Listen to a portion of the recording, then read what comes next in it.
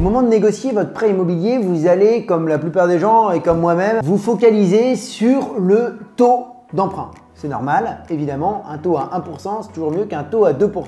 Mais un taux à 1,25, c'est pas forcément mieux qu'un taux à 1,30 parce que les banques vont peut-être prévoir d'autres conditions qui ne vous seraient pas forcément favorables alors qu'elles vous auront attiré avec un joli taux. Ce que je vais vous expliquer tout de suite, 5 leviers de négociation de votre prêt immobilier en Espagne. Le premier levier, c'est un levier que vous connaissez déjà, les banques le connaissent très bien, et bien c'est les frais de dossier.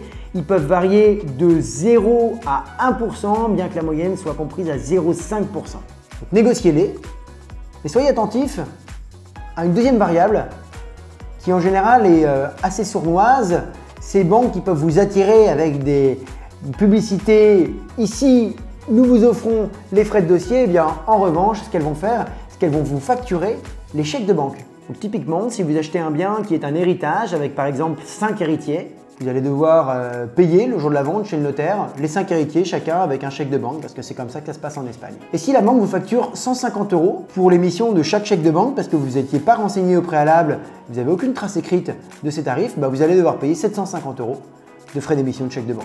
La troisième variable sur laquelle je vous conseille d'être attentif, c'est les frais de rachat par une autre banque. Si demain, pour une raison ou pour une autre, vous décidez de changer de banque parce que vous avez un meilleur taux ailleurs ou une meilleure condition, la banque elle va vous le faire payer avec une pénalité.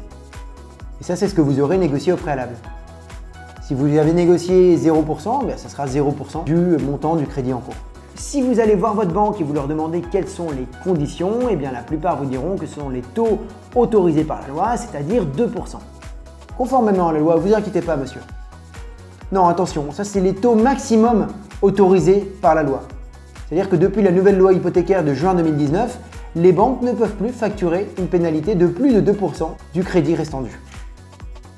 Si vous avez un prêt de 100 000 € à rembourser, vous avez un taux d'intérêt qui était vraiment élevé, vous vous êtes rendu compte qu'avec la baisse des taux, maintenant vous pouvez avoir un meilleur taux, ça fait quand même 2 000 € que la banque est tout à fait en droit de vous demander pour vous pénaliser d'un changement de banque. Ça s'appelle la subrogación de deudor et c'est indiqué dans notre lexique.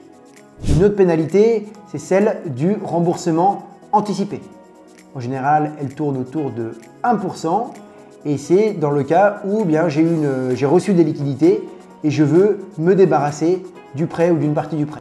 Un levier de négociation, c'est de demander des frais à 0 sur une partie du montant du prêt. Certaines banques vous proposeront 1% pour un remboursement total et un remboursement gratuit si vous avez un remboursement anticipé de moins de 25% par an par exemple.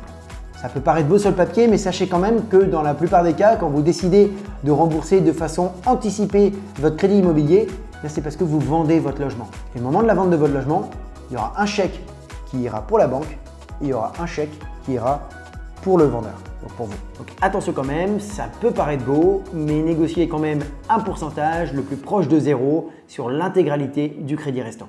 Enfin, une dernière chose, sachez que les banques ne sont plus autorisées à facturer des pénalités si vous ne souscrivez pas à leur service bancaire. C'est une loi qui a été approuvée, mais les banques sont futées, elles ont trouvé la parade et elles font tout simplement le contraire. En fait, quand vous avez obtenu un crédit à 1,5%, en réalité, ce n'est pas un crédit à 1,5%. C'est un crédit à 2,5% qui a été bonifié d'un point. Alors, qu'est-ce que ça veut dire? Je vous explique. Votre crédit, sur le papier, il est à 2,5% au moment où vous signez chez le notaire. Mais il y a 1% de bonification, de bonus si vous souscrivez aux assurances de la banque, si vous domiciliez votre fiche de paye, si vous utilisez leur carte de crédit ou si vous domiciliez en général les contrats d'eau, de gaz, d'électricité ou d'internet. Un conseil, c'est mon dernier, demandez à votre banquier le détail de ces assurances auxquelles on vous demandera de souscrire pour bénéficier de ces bonifications. Parce que certains banquiers s'en vantent même et s'attrapent largement sur les assurances. Donc attention, s'il vous plaît, à ne pas tomber dans le piège.